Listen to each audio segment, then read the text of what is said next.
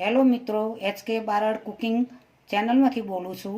આજે મારી રેસીપી છે ભરેલા મરચાંનું અથાણું।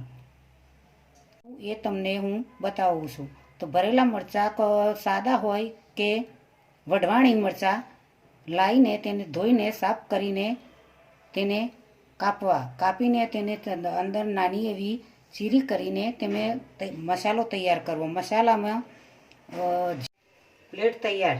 એક પ્લેટમાં રાઈના કુરિયા લેવાના। તેને થોડા થોડા ધીમે ધીમે રાઉન્ડમાં કરી જવાના। સૌથી પહેલાં રાઈના કુરિયા, તેની એક નાની એવી ઢગલી કરવાની। પછી મેથીના કુરિયા,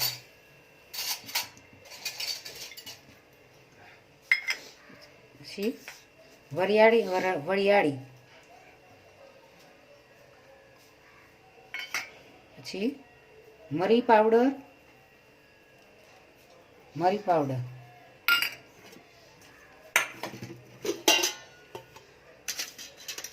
તેમાં 1 ચમચી જીરા પાવડર,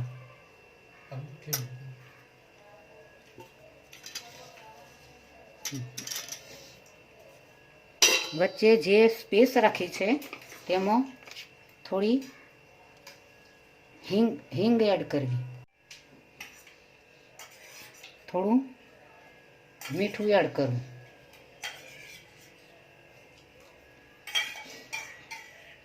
હવે આ તૈયાર થયા પછી કઢાઈ મૂકી 2 ચમચી તેલ ગરમ કરવું।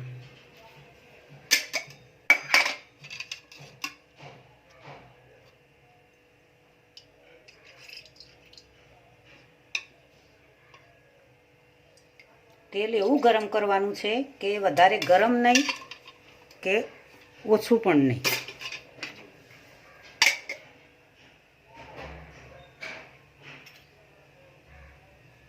હવે તેલ ગરમ થઈ ગયું છે। નોર્મલ તેલ ગરમ કરવાનું। તેલ પહેલાં હિંગ પર વેડવાનું।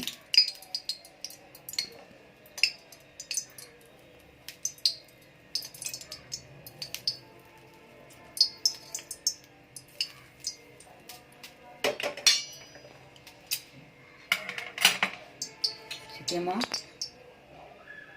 લીંબુનો રસ એડ કરવાનો। મિક્સ કરી હલાવી દેવું।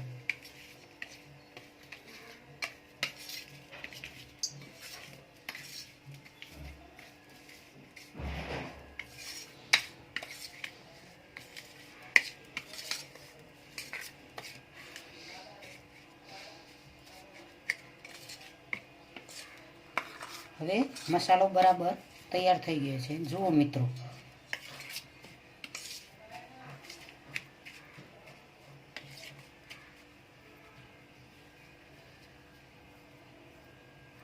હવે લીલા મરચાં લેવાના। લીલા મરચાં સાદા મરચાં હોય કે વઢવાણી મરચાં હોય। તો મસાલાની પેસ્ટ તૈયાર થઈ ગઈ। હવે લીલા મરચાં સાદા મરચાં લઈ શકો કે વઢવાણી મરચાં। તો એ મરચાં લઈ ધોઈ સાફ કરી મેં તૈયાર રાખ્યા છે। હવે તેને કટિંગ કરી પણ રાખ્યા છે। તો મિત્રો તમે જુઓ, હવે તેમાં એ તૈયાર મસાલો ભરવાનો છે।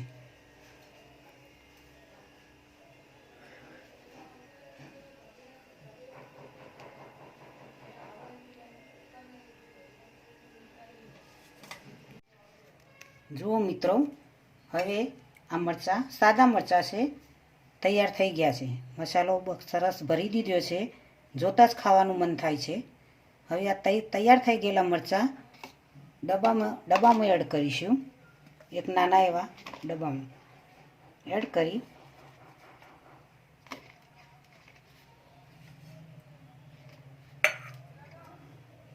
તેમાં વધેલી પેસ્ટ ઉપર નાખીશું।